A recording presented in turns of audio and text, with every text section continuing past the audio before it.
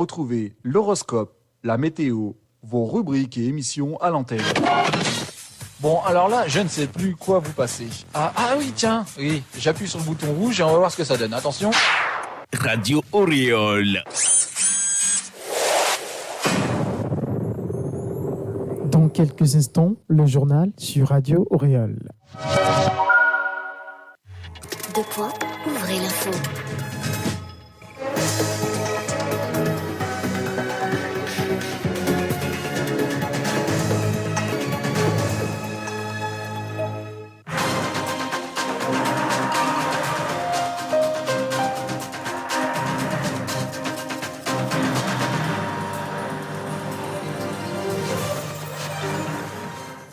C'est l'heure des informations dans le studio de la Radio Auréole. Mesdames et messieurs, bonsoir et voici les titres du journal. Madame la Première ministre Victoire Tomiga-Dogbe a accordé une audience à l'ambassadrice de la Belgique au Togo. Les détails à suivre.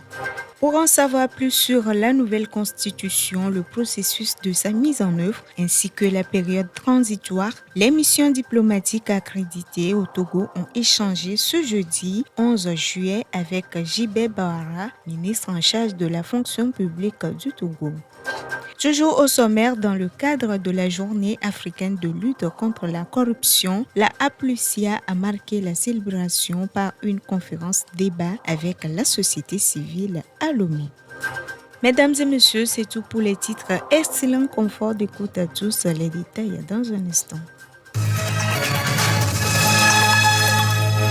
À la primature, Madame la Première ministre Victoire Tomiga-Dogbe a accordé une audience à l'ambassadrice de la Belgique au Togo. Ces deux personnalités ont échangé sur le sujet des relations multiformes entre la Belgique et le Togo. Occasion également pour l'ambassadrice d'informer la chef du gouvernement d'une mission d'entrepreneurs belges qui seront à Lomé en novembre prochain. Écoutons Madame Sandrine Plateau, ambassadrice de la Belgique au Togo à la sortie d'audience. Nous avons abordé les très bonnes relations entre nos pays, la Belgique et le Togo, en particulier dans le domaine économique, parce que nous avons déjà de très bons chiffres au niveau commercial. Et nous avons essayé de faire le point sur les différents instruments qui existent pour pouvoir soutenir les efforts du Togo.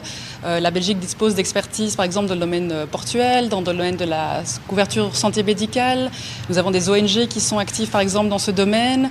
Nous avons aussi des appuis qui existent au niveau de l'Union européenne pour soutenir les efforts du pays en matière de résilience, faire face à la situation terroriste au nord du pays. Tous ces efforts ont pu être rappelés et mis en exergue et voir comment est-ce que nous pourrions encore renforcer ceci pour au mieux appuyer les efforts du gouvernement togolais. J'ai pu aussi annoncer à Madame le Premier ministre que nous aurons une mission économique et commerciale d'une vingtaine d'entreprises belges ici au Togo en novembre et donc de faire le point avec elles sur les différents secteurs qui seront présents dans le cadre de cette mission, entre autres ceux de l'économie verte, par exemple le domaine de l'eau, le domaine de la qualité de l'air. Nous avons aussi les infrastructures, le transport et les industries numériques. Comme annoncé tantôt dans les titres, la nouvelle constitution togolaise a fait objet d'échanges ce jeudi 11 juillet 2024 entre le ministre de la fonction publique et les missions diplomatiques accréditées au Togo. L'entrée en vigueur de cette nouvelle constitution entraînera la mise en place de nouvelles institutions. Suivant Jibé Bahara, ministre de la fonction publique, du travail et du dialogue social pour plus de détails.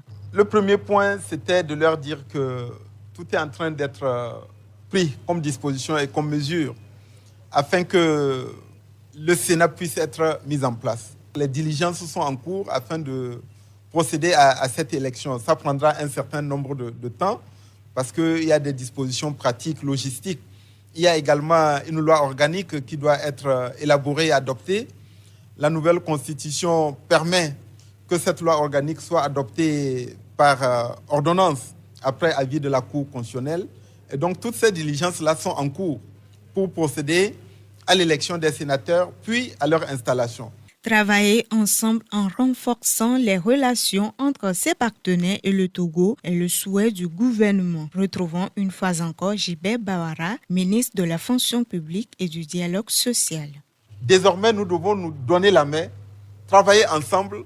Nous devons être conscients de la possibilité que chacun puisse, en lisant en comprenant le contenu de la nouvelle constitution, en comprenant sa portée et ses implications, que peut-être quelques appréhensions seront dissipées. Ils ont pu poser des questions, nous avons pu également les rassurer qu'actuellement, ils doivent continuer à travailler, que s'ils ont des préoccupations quelconques, à la fois les membres du gouvernement, le secrétariat général du gouvernement, le cabinet de Madame le Premier ministre, le cabinet du chef de l'État sont là pour s'assurer qu'aucune initiative, aucun service à nos concitoyens ne soit entravé en raison du fait que nous sommes dans une période transitoire et qu'il y a un certain nombre de dispositions qui ont été prises.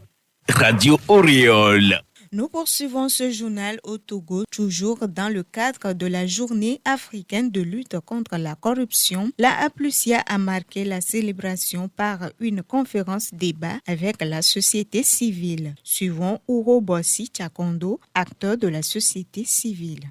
La signature de ce protocole avec l'APLUSIA, nous pensons que nous allons d'abord contribuer efficacement parce qu'il y aura renforcement des capacités des organisations de la société civile et nous allons agir d'une manière plus professionnelle.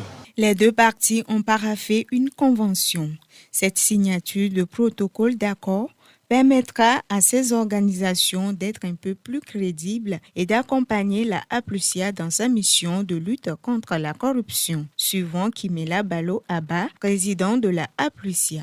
Nous venons de procéder à la signature des protocoles d'accord pour permettre à celle-ci de bénéficier de l'accompagnement du projet Bonne gouvernance financière financé par la République fédérale d'Allemagne et mis en œuvre par la GZ. Et c'est pour permettre à ces organisations de la société civile d'être plus crédibles et accompagner la APLUSIA dans les actions d'information, de sensibilisation, d'éducation pour un changement de comportement.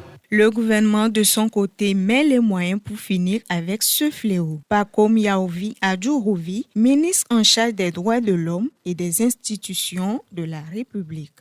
Le gouvernement, très sensible à la problématique, est décidé à en découdre avec le phénomène, place les questions de lutte contre la corruption au centre de ses préoccupations. Je saisis donc cette occasion pour rendre un hommage mérité au chef de l'État, son Excellence Faure Eswazimna Gnassingbé, président de la République, pour toutes les réformes opérées sous son leadership éclairé, afin d'endiguer le mal et de promouvoir la bonne gouvernance dans notre pays. Radio Oriole, c'est la santé, l'éducation et la musique.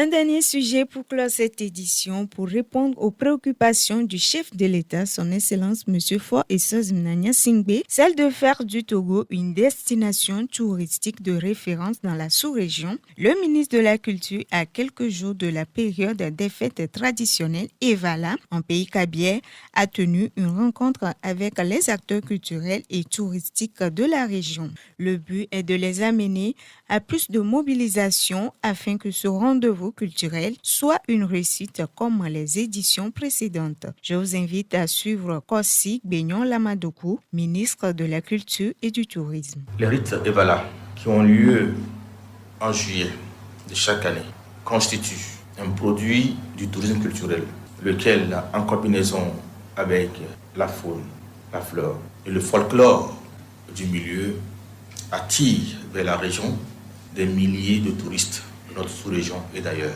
Le présent atelier a pour objectif principal d'outiller les différents opérateurs du secteur en vue de fournir des prestations de qualité et à pouvoir faire face convenablement au flux de visiteurs attendus à cet événement culturel afin de rendre plus agréable et plein de beaux souvenirs le séjour de nos différents hôtes. La satisfaction de nos différents clients constituera donc la meilleure publicité sur les marchés des pays émetteurs de touristes. Les thématiques de cet atelier vont de l'organisation générale hôtelière au service technique, en passant par l'accueil, la gestion des clients, l'hygiène, la sécurité alimentaire et les techniques de guidage. De quoi ouvrez l'info.